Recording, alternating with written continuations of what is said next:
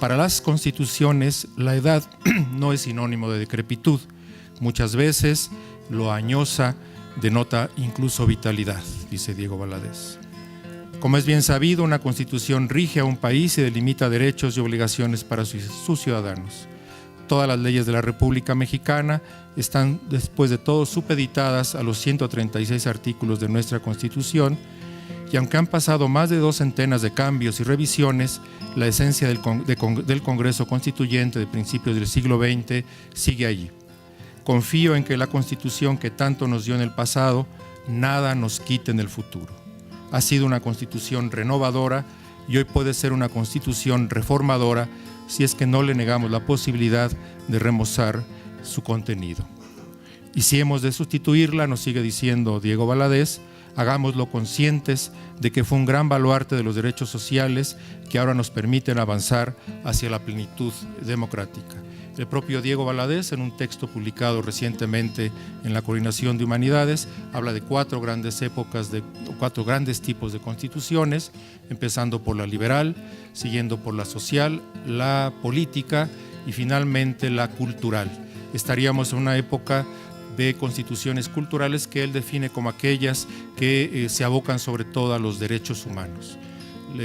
Como sabemos, la Constitución de 1917, a diferencia de la 57, que es típicamente liberal, la del 17 sobre todo tiene un altísimo contenido social. Hoy más que nunca necesitamos análisis muy concretos de las realidades concretas para hacer posible finalmente un mundo mejor.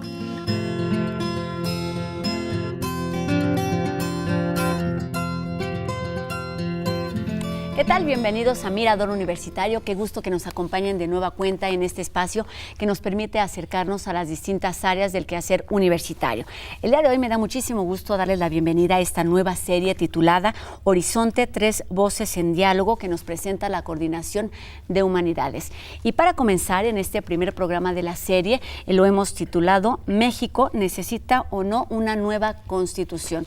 Este título además sirvió como base para un coloquio que se realizó hace unos días en el Instituto de Investigaciones Filológicas de la UNAM, donde pues distintas voces de la sociedad mexicana se dieron cita para reflexionar en torno a la conveniencia o no de tener una nueva Carta Magna, si requiere modificaciones, si se requiere una escritura completamente que sustituya a la actual, creada en 1917. Se cumplen 100 años, pues es una efeméride importante, un periodo importante para reflexionar acerca de su vigencia, de su actualidad, de qué se puede hacer en términos prácticos en nuestro país. ¿Y quién mejor para hablarnos de este tema que el maestro y embajador Héctor Vasconcelos, quien además tuvo la función de coordinar este coloquio? Bienvenido a Mirador Universitario. Muchísimas gracias. Y bueno, es un tema importante, ya lo decíamos. Usted tiene también la oportunidad de estar en contacto con nosotros a través de las distintas líneas de comunicación que aparecen en su pantalla. Todos tenemos algo que opinar porque pues quizá me gustaría empezar por ahí, embajador. ¿Qué es una constitución? ¿Por qué es importante hablar de ella? Tenemos con ella viviendo prácticamente 100 años, ya hablaremos de las modificaciones, de lo que implica, pero en términos generales y prácticos, ¿qué es la constitución? Yo creo que es una de las pocas cosas que atañen a todo mundo, a toda la población. Todos vivimos en un país, en una sociedad que está, cuando menos en teoría, regida por una determinada constitución. Entonces nadie puede decir, ese es un tema, esa es una cuestión que no tiene nada que ver conmigo. Claro, hay de países a países, en algunos se observa muy cuidadosamente y se cumplen todos los artículos, el articulado de una constitución. En otros países se violan las disposiciones constitucionales, pero como digo, es algo que es la estructura misma, la columna dorsal de un país, de una sociedad. También es el documento, yo pienso, que resume, sintetiza los ideales de esa sociedad, de ese grupo social, ¿no? Un grupo étnico o cultural se erige en un país y la forma de definir su identidad como nación es justamente un documento constitucional. Hay un caso de excepción que es el caso del Reino Unido, la Gran Bretaña, donde no existe una constitución escrita, pero normalmente los países, sobre todo los sistemas republicanos, se organizan en torno a un documento que es lo que llamamos Constitución. Identidad, utopía, realidad, legalidad, son muchísimos los términos que vamos a intentar desmenuzar a lo largo de este programa. Me gustaría que nos hablara también de, se cumplen 100 años, es un documento, la Carta Magna, que fue promulgada en 1917. ¿Para qué sirven las efemérides? Es decir, después de 100 años es momento de celebrar, de reflexionar, de modificar. ¿Por qué es importante esta efeméride en particular? Yo creo que las efemérides son muy importantes, porque eso es lo que nos recuerda nuestra identidad, de dónde venimos, nos recuerdan las efemérides nuestra historia. A veces nos traen a la memoria también a los grandes personajes que han formado una nación. Es muy importante esta memoria histórica que se reaviva con cada efeméride. De otra manera, uno se puede perder en la cotidianeidad y dejar de lado un poco las cosas centrales de un país, de una tradición histórica, que es justamente los grandes acontecimientos que forman a una nación. Y en este sentido y en este afán de traer a la mesa, de poner sobre la agenda, poner sobre la mesa temas importantes, es que se organiza este coloquio. Platíquenos usted cómo llegó, es decir, el debate a lo mejor estaba por ahí. ¿Cómo es que organiza usted este coloquio? ¿Quiénes participan? ¿Cómo se realizó la selección de los participantes? Claro. Hace ya décadas, ciertamente lustros, que se viene discutiendo si ya llegó el momento de establecer una nueva constitución, de crear una nueva constitución. Entonces, como todos sabemos, en febrero de 2017 se celebrará el primer centenario de la Constitución que nos ha regido desde 1917. Esta Constitución, que es el resultado del último Congreso Constituyente que ha tenido México, que ocurrió entre diciembre y enero de 1916 a 1917. Entonces, la efeméride del primer centenario de nuestra Constitución ha reanimado este viejo debate que, como digo, se refiere a si ya es tiempo de hacer una nueva que refleje mejor las realidades del México de hoy, o bien si debemos seguir viviendo con la Constitución del 17. En esto hay experiencias históricas muy distintas. Hay países como los Estados Unidos de Norteamérica que tienen más de 200 años con la misma Constitución, y en cambio hay otras naciones que tienen un número muy considerable de constituciones a lo largo de estos últimos 200, que no modificaciones, años. Constituciones, digamos, completamente nuevas. Exactamente, sí. Por ejemplo, el país hasta donde yo tengo noticia que tiene un mayor número de nuevas constituciones es Haití. Entonces, hay esas dos polaridades, o mantener un mismo documento durante literalmente siglos, o estarlas renovando con mucha frecuencia. Entonces, en México, esto es una cuestión que no se ha resuelto, y naturalmente el centenario de la Constitución del 17 va a reavivar a lo largo de todo el año, y yo pienso que mucho más allá de este año, en el futuro próximo, se va a seguir discutiendo esto. No es que se trate de uno de los temas más urgentes del país, obviamente diario, y sobre todo en la situación crítica en la que se encuentra México hoy día, tenemos temas de mayor urgencia. Hay cosas que hay que resolver hoy, mañana, la semana próxima, ¿no? Pero subyacente ha estado esta discusión, y yo creo que va a seguir, sobre todo ahora que termine el trabajo de la actual Asamblea Constituyente de la Ciudad de México, que el día 31 del mes de enero de este año debe terminar la primera constitución de la ciudad.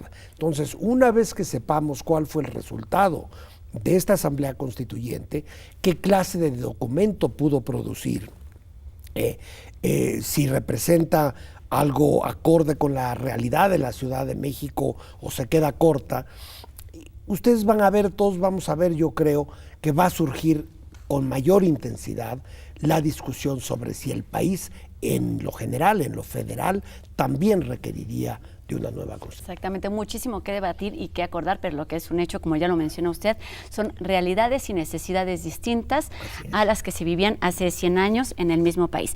Embajador, lo invito a que escuchemos uno de los testimonios justamente de quien participó en el coloquio. Se trata de Lorenzo Meyer. Vamos a escucharlo.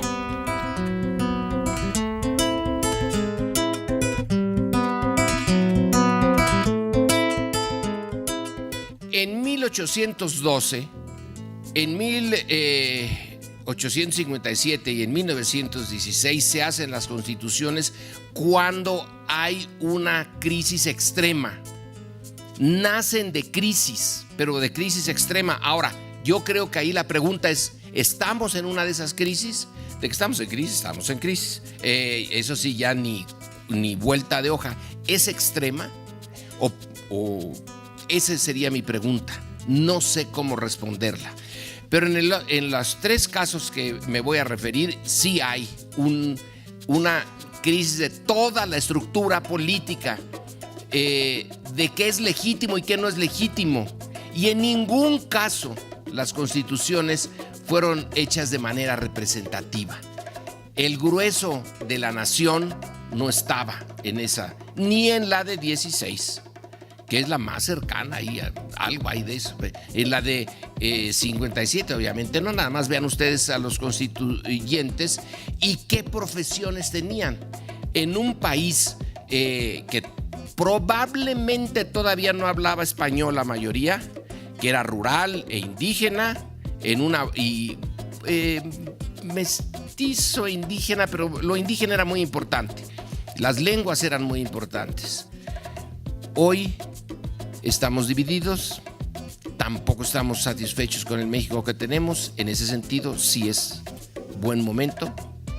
Pero esta división no deja la posibilidad, y ya, termino con esto, la posibilidad, como en los otros casos, de que una de las partes ponga su constitución. Porque nunca en los tres casos pudo haber un acuerdo real que representara todo México. Todas fueron representaciones parciales de México. Porque alguien se impuso sobre el resto. Alguien puede, y así aquí cierro, imponerse en México hoy sobre el otro. De facto sí lo han hecho, pero para llevar esto al plano constitucional, creo que no. Pienso que estas constituciones nuestras fueron resultado de unos muertos muy especiales, que se da solo de tarde en tarde. Entonces hay en los muertos de nuestras constituciones, sobre todo en la de 1916, una calidad distinta de muertos. Quizá porque aprovecharon o las circunstancias los metieron allí, o no fue por ellos, es un conjunto de circunstancias, pero tomaron unas decisiones que a algunos les costó la vida y otros arriesgaron la vida en función de estos textos. Entonces son muertos que merecen nuestro respeto y que no por ser antiguos y por haber vivido en otro México podemos decir, bueno, pero ellos ya nos conocen del internet, ya esta es una sociedad archiconectada, etcétera. Es otra cosa.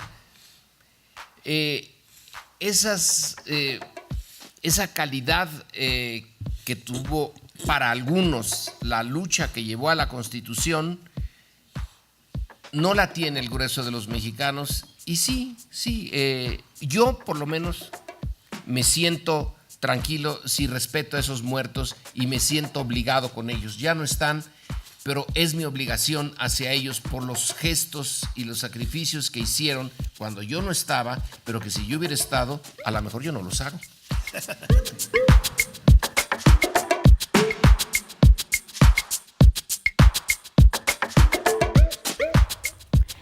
pues son muchas las cuestiones legales, políticas, sociales y culturales que quedan al descubierto cuando se comienza a analizar lo que es este documento, lo que es la Constitución, lo que es una Carta Magna.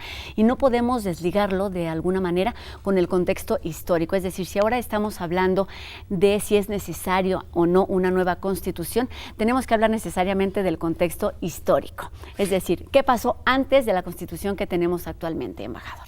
Los contextos históricos son todo en relación a un documento constitucional.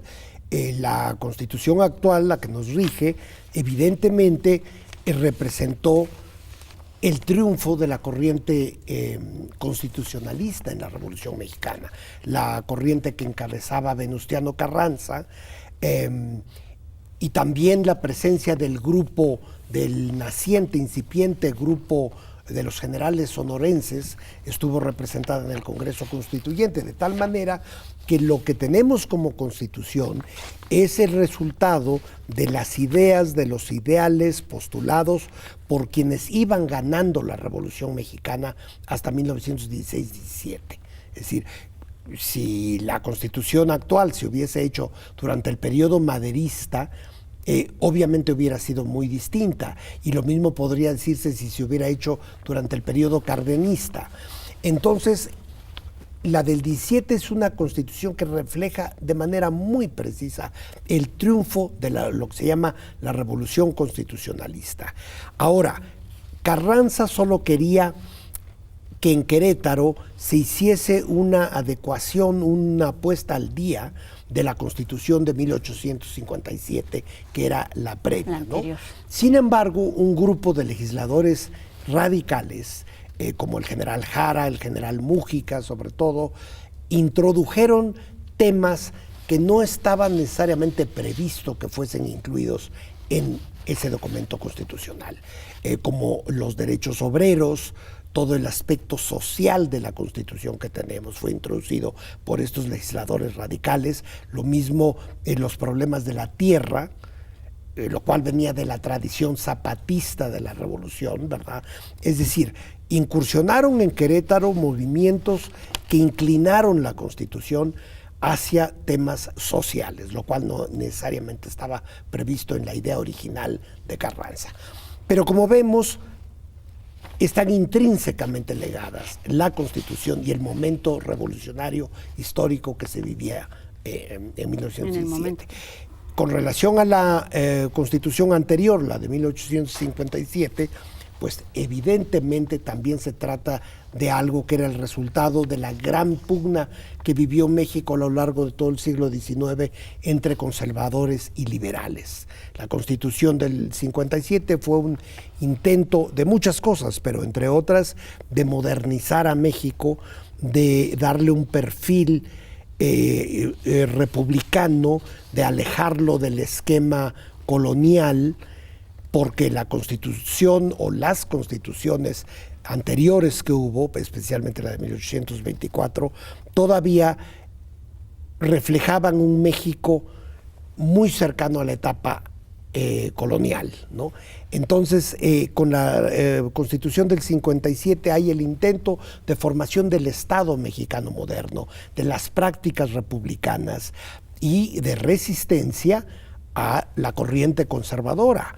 Después las leyes de reforma llevaron esto hasta su culminación, y después de la Constitución del 57 y de las leyes de reforma, ya tenemos, gracias a la gran generación liberal y a la figura extraordinaria de Benito Juárez, ya tenemos lo que podemos llamar el México moderno y el Estado mexicano moderno. De manera que nuevamente vemos cómo las constituciones no son sino el resultado de los acontecimientos históricos que las precedieron.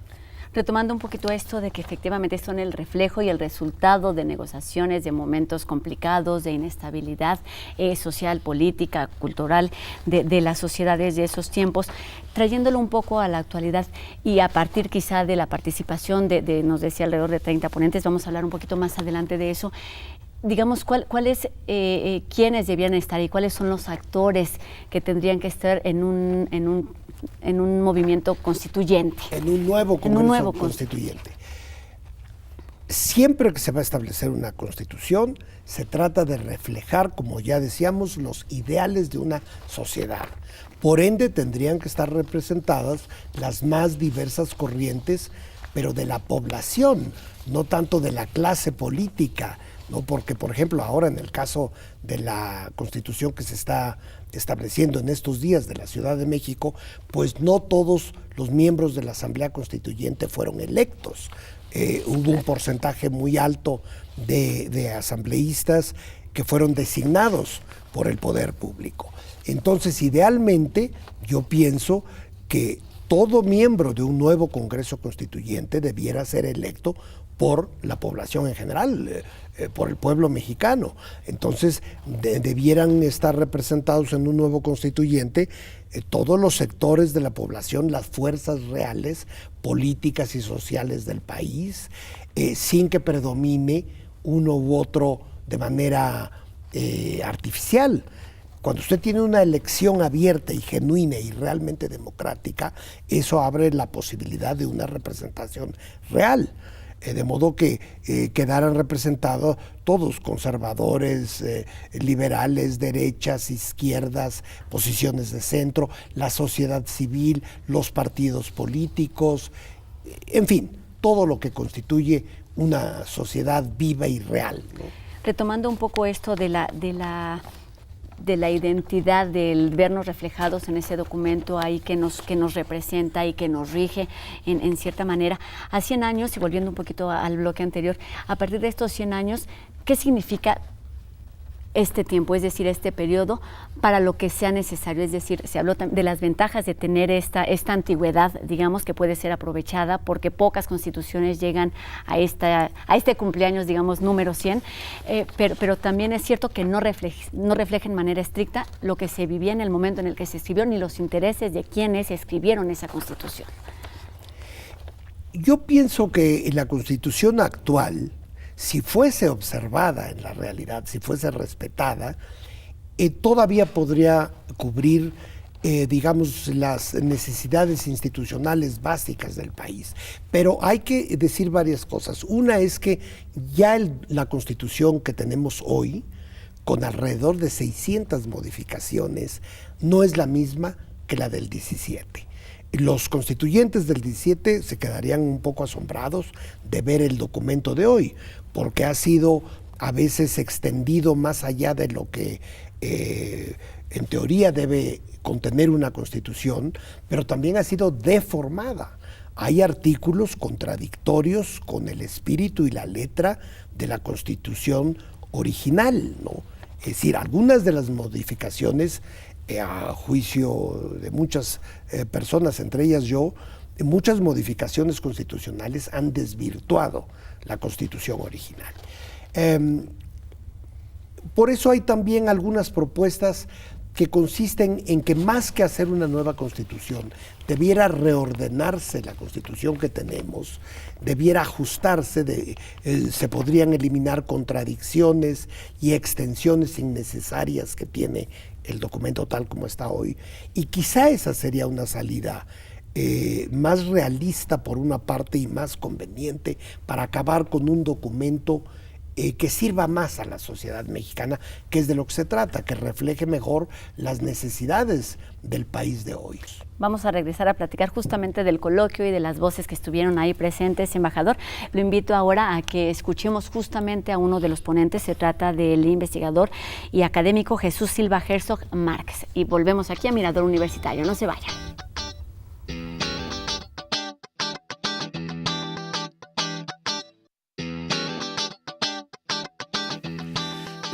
Una de las razones de la debilidad histórica de la democracia mexicana o del pluralismo político en México es precisamente la flaqueza de nuestro constitucionalismo.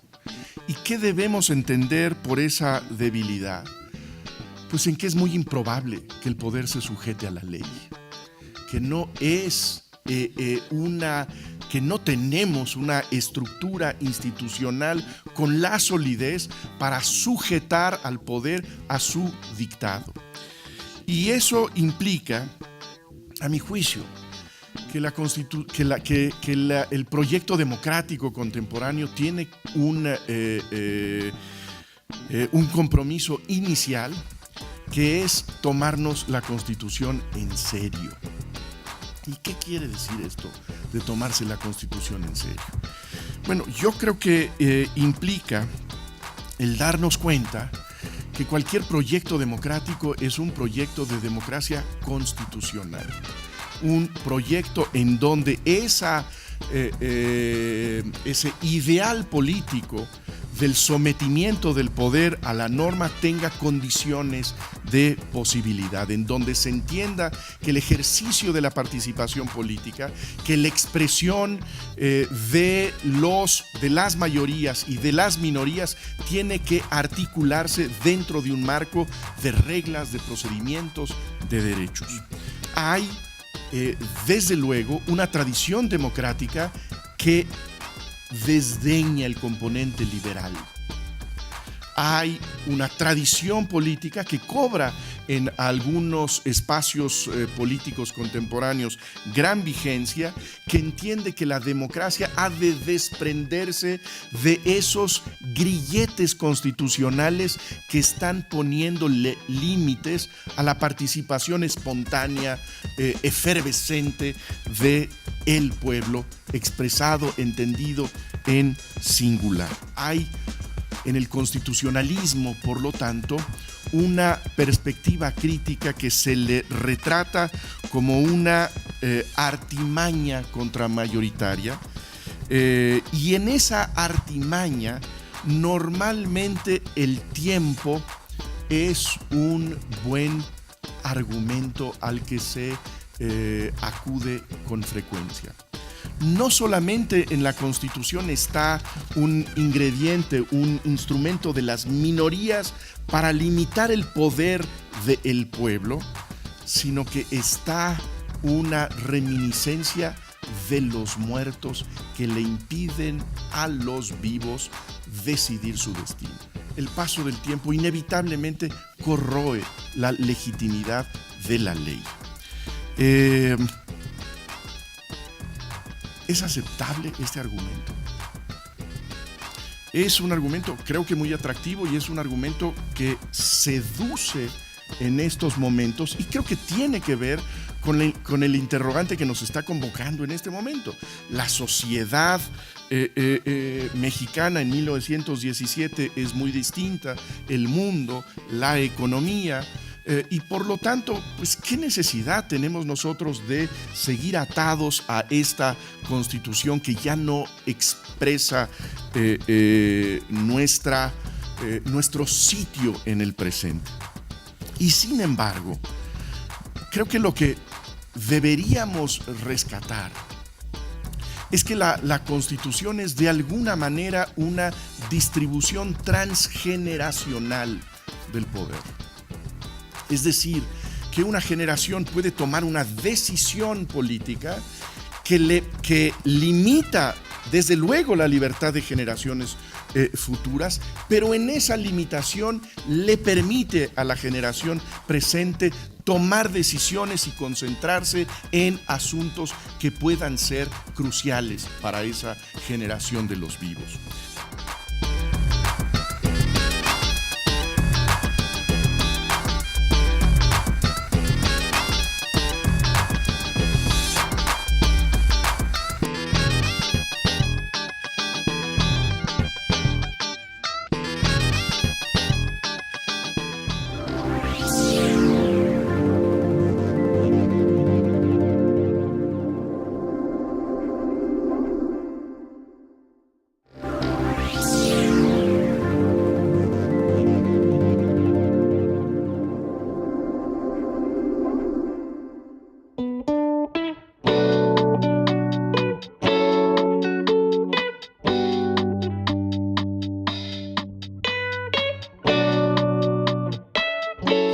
Para empezar, debo decir que México ya no necesita teorías.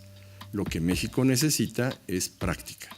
Lo que México necesita es que los artículos se implementen, se apliquen, que el legislador sea novedoso, pero que los actores políticos implementen esas disposiciones, no solamente los jueces, también los administradores, no solamente las autoridades federales, también las autoridades locales y las municipales. Ese es el problema, en mi opinión, de la Constitución mexicana. Una Constitución no debe ser considerada como un documento utópico de ley referenda, debe ser jurídico, o sea, es político y eso es lo utópico. El gobierno dará salario digno y remunerador. Todos los mexicanos tendremos derecho a la vivienda. Bueno, esto está bien como un programa político, pero desde el momento en que nosotros transformamos eso en una obligación del gobierno para hacerlo, entonces me parece que en Argentina, por ejemplo, han hecho progresos, aunque todavía falta mucho, por ejemplo, para los jubilados, de un salario digno para los jubilados, y hay una demanda, no puedo citar el nombre, pero la maestra Alterio me dirá, hay una demanda que se resolvió por la Suprema Corte Argentina otorgando este derecho. Por ejemplo, el derecho al agua que decía Bernardo Batis. Efectivamente, si consagramos nosotros en la Constitución el derecho al agua como tal y nos cruzamos de brazos, el agua va a escasear y nadie va a considerar al agua como derecho. Pero si lo ponemos como la Constitución de Sudáfrica, que estableció el derecho al agua y por lo tanto no se puede embargar ese líquido porque es parte de la supervivencia humana, a pesar de que no se pague por los servicios del agua, entonces ahí sí ya estamos activamente aplicando un derecho en bien de la comunidad, en bien de la población. Entonces, ese es el problema. Nada más nos conformamos con tener una constitución bien escrita, un traje de luces, como decía Cosío Villegas respecto de la Constitución de 1857, y nos sentamos a ver qué pasa, cuando la verdad es que la Constitución debe ser aplicada y aplicable.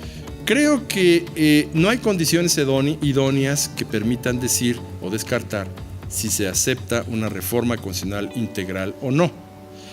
Sí hay reformas integrales que pueden actualizar el contenido. En el año 2000, la Constitución de Veracruz hizo una reforma integral, así le llamó, reforma integral de la Constitución.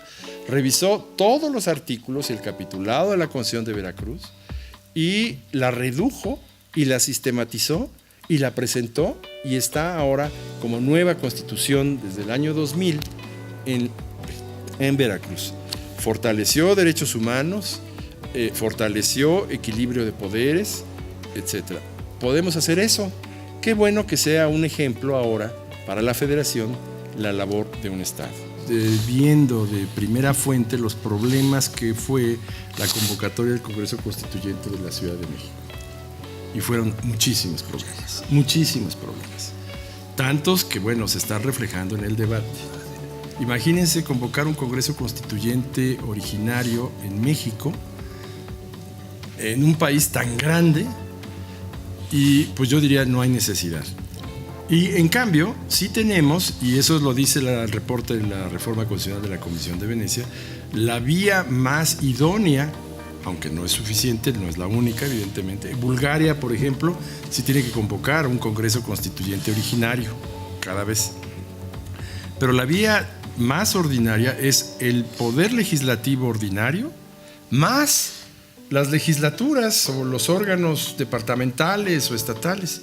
Imagínense, tenemos 32 legislaturas, que ahora sí son legislaturas de verdad, porque hay pluralidad, y un Congreso también de verdad, donde hay pluralidad, que va a poder superar esa conformación plural e ideológicamente a un Congreso Constituyente originario.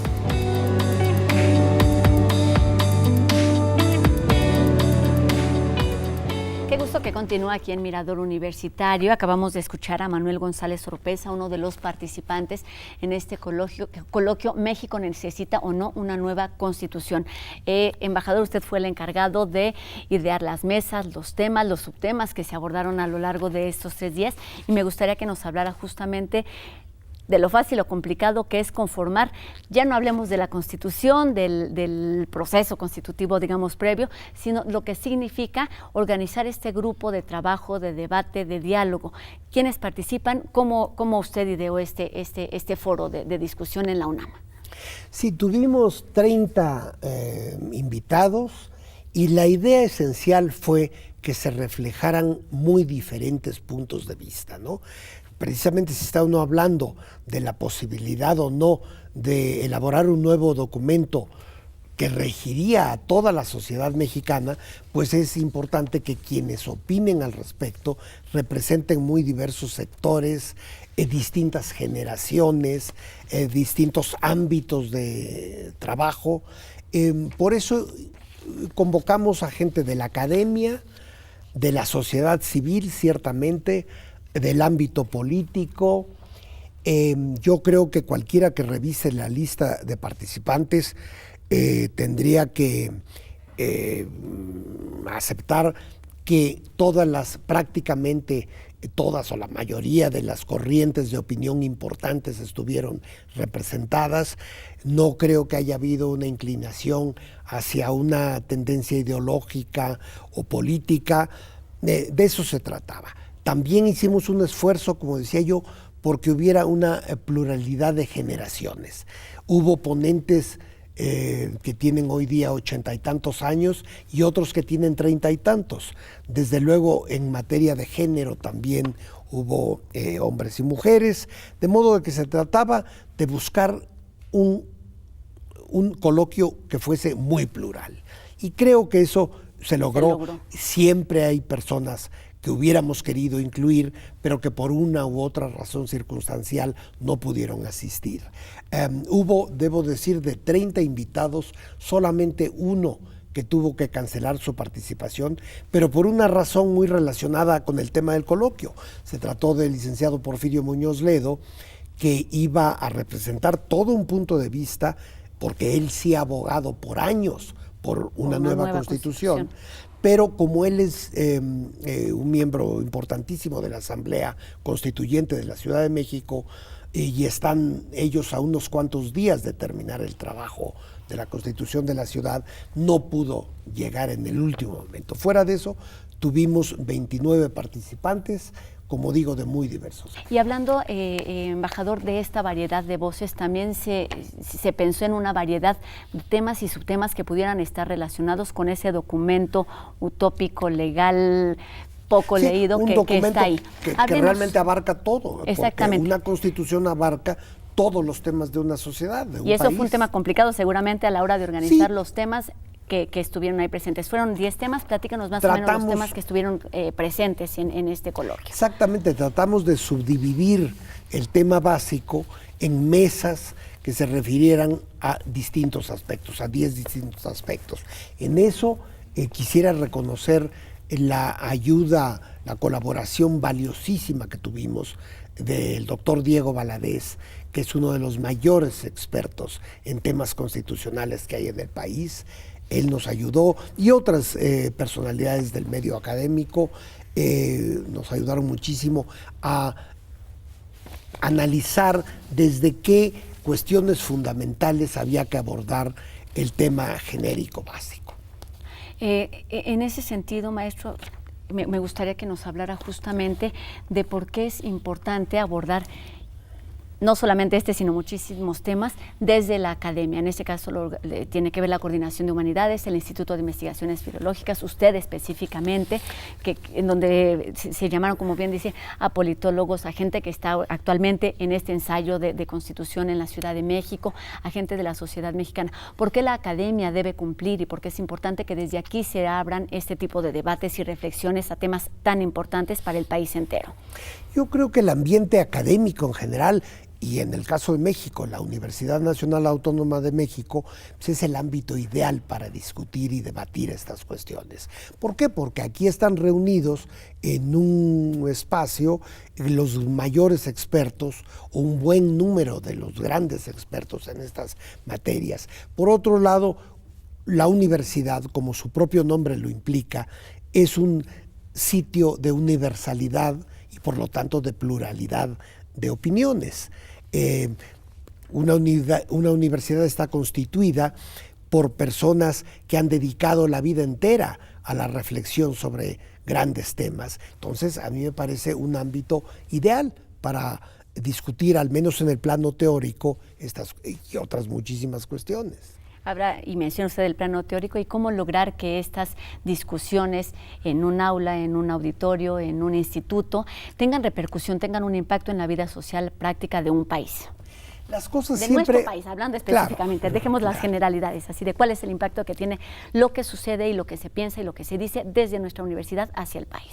Yo creo que el impacto es enorme, porque siempre lo que se discute en los ámbitos académicos acaba por permear en toda la sociedad, de muy diversas maneras. En primer lugar están los trabajos, los libros, los artículos, los ensayos que publican los miembros de una comunidad universitaria. Pero además hay todo esto que se llama la opinión pública. Muchos de los académicos escriben en periódicos, revistas, aparecen en programas de televisión y de radio, de tal suerte que se van esparciendo y socializando las ideas. Las universidades no son, como se piensa, entre grupos conservadores, antiintelectuales, torres de marfil o estancos, ámbitos no relacionados, aislados de la sociedad. Elefantes al contrario, blancos que les pueden llamar también en algún momento. hay quien les llama así. Y luego está toda la cuestión del estudiantado. Los jóvenes que acuden a las universidades, pues esparcen los grandes temas, los diversos puntos de vista. La función social de una universidad es quizá, junto con la búsqueda del conocimiento per se, es una de las dos grandes funciones de las universidades. Para mí, una universidad es quizá lo mejor que hay en una sociedad. Yo en los años recuerdo en que vivíamos inmersos en la Guerra Fría y se temía un ataque nuclear, una guerra nuclear que pudiese hacer desaparecer incluso a la humanidad entera. Yo pensaba, bueno, con que solo se salvaran una media docena de grandes universidades del mundo, y yo entre ellas ciertamente hubiera incluido a la UNAM, se podría reconstruir la cultura entera, ¿no? Aunque en un caso de horror, de apocalipsis, desaparecieran ciudades y países enteros, salvando los grandes centros del conocimiento, se rehace la cultura, se rehace la ciencia, la filosofía, el arte, etcétera, todos los grandes productos de una universidad. Exactamente, la universidad en general, o las universidades y en particular nuestra universidad, es una voz que debe ser escuchada, y afortunadamente así es, y tiene repercusión en distintos niveles de la sociedad mexicana. Le invito a que escuchemos ahora a otros dos participantes de este coloquio. ¿México necesita o no una nueva constitución? Se trata de Pablo Salazar y de Jacqueline Pechard, quienes estuvieron ahí presentes en el coloquio del Instituto de Investigaciones Filológicas de la UNAM. No se vaya, lo invitamos a que se quede con nosotros y volvemos para hacer un poco a manera de conclusión lo que ocurrió en estos 3 días de actividad.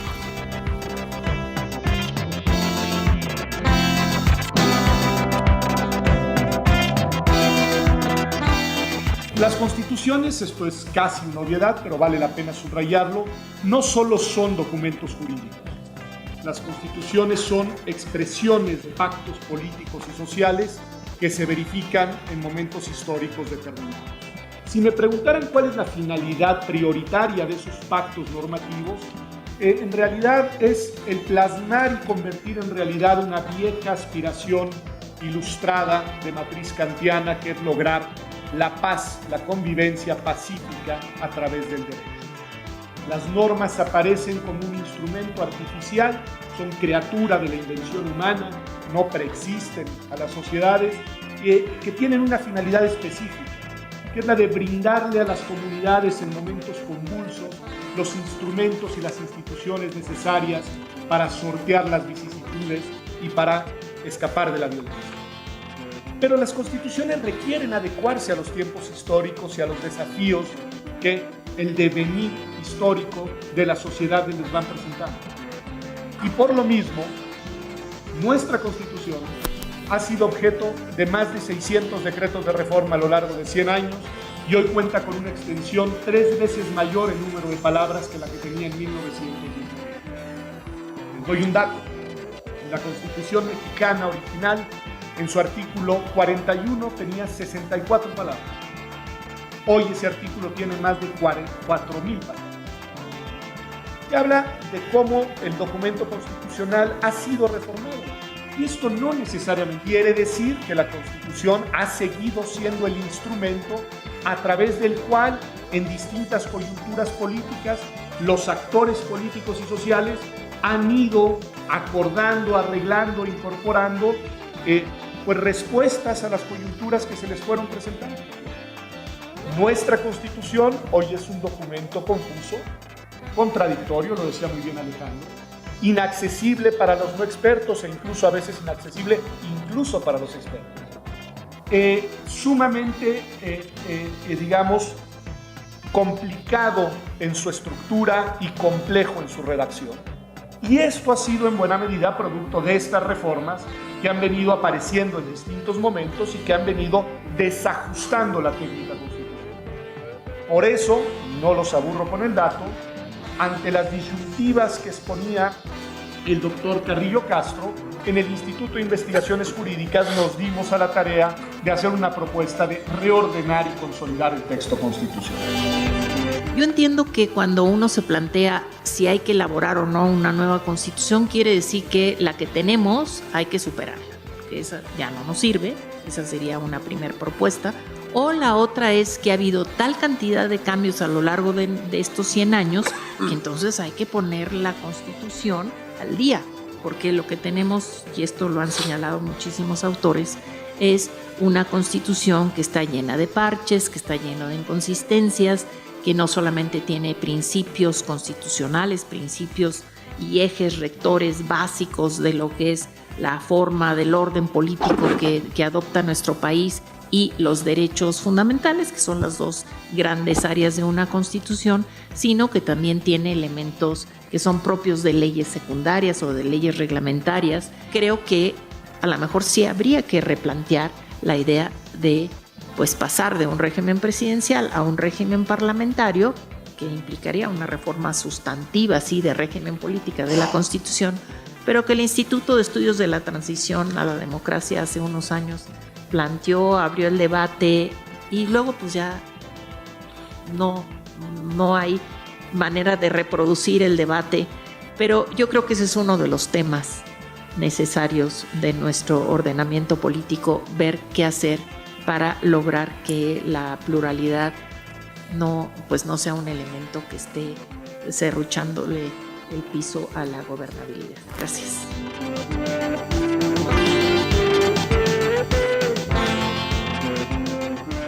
Se cumplen pues 100 años de una constitución promulgada en nuestro país. Se debe hablar entonces efectivamente de su uso, la funcionalidad, la aceptación, el reconocimiento, la practicidad que puede o no tener este documento. Y a partir de esto hubo voces en el coloquio con argumentos a favor, en contra de lo que se debe hacer con la Constitución. Embajador, platíquenos. Quizás sea un poco complicado englobar a manera de cierre qué es lo que ocurrió después de estos 3 días de actividad intensa. Claro, fueron 29 intervenciones y hubo toda clase de posturas, con muchos matices, porque justamente como se trataba de grandes conocedores del tema, pues su pensamiento es muy sofisticado y muy detallado a veces. Pero yo creo que lo que predominó fue la postura en contra de elaborar una nueva constitución. La mayoría, yo me atrevería a decir la gran mayoría de los ponentes, de los invitados que tuvimos, se pronunciaron a favor de mantener la Constitución del 17, hacerle las modificaciones que haya que hacer para hacerla, no para hacerla más grande, al contrario, para hacerla más compacta, más coherente, más menos entendible, llena. Quizás. Sí, también se habló mucho de mejorar la redacción, porque a veces algunas modificaciones han sido hechas un poco sobre las rodillas desde ese punto de vista. Entonces, quienes abogan por hacer ajustes a la Constitución que tenemos fueron una definitiva mayoría.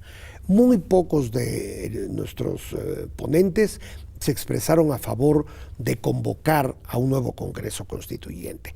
Es una lástima desde ese punto de vista que no haya podido estar presente el licenciado Muñoz Ledo, porque creo que hubiera sido una de las pocas voces que hubieran abogado fervientemente por un nuevo constituyente. Pero en fin, de quienes estuvieron, no. Sobre todo, quizá el argumento básico, que también estuvo representado por la mayoría de los ponentes, fue que no existen las condiciones políticas en el México de hoy, ni los consensos necesarios para sentarse a la mesa y tratar de elaborar una constitución que resultara mejor que la que tenemos, ¿verdad? En este México polarizado, en plena crisis política, social, económica, con grandes retos provenientes del exterior, etcétera, no creen la mayor parte de nuestros invitados que sea el momento para elaborar una nueva constitución.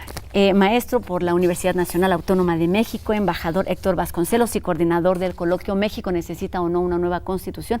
Muchísimas gracias por todas estas opiniones, toda esta reunión de grandes personalidades, de grandes opiniones importantes que se deben tomar en cuenta para debatir acerca del presente y del futuro de esta nueva constitución. Y muchísimas gracias por haber estado aquí con nosotros en Mirador Universitario. Al contrario, muchísimas gracias, y gracias ante todo a la UNAM por albergar este tipo de discusiones. Seguramente así seguirá siendo. Y pues con esto terminamos nuestro primer programa de la serie Horizonte, 3 voces en diálogo, y los invitamos a que nos acompañen en el segundo programa de esta serie de la Coordinación de Humanidades. Tenemos temas importantes y solamente los invito a que, para terminar este programa del día de hoy, México necesita o no una nueva constitución, concluyamos con este video reflexivo de uno de los participantes, el historiador Enrique Krause. Nos vemos aquí la próxima. Adiós.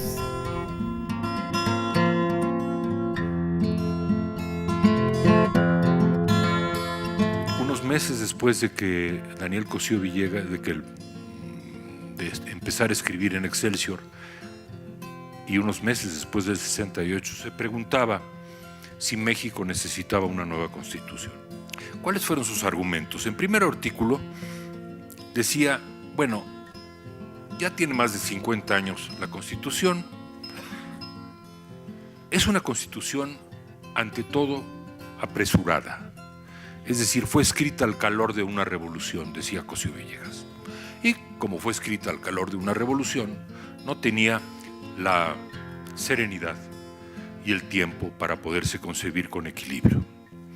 En segundo lugar, era una Constitución quimérica, en cuanto a que proponía muchas ideas que, aunque muy encomiables como ideales, como valores, eran probablemente irrealizables, más como postulados morales que como preceptos legales.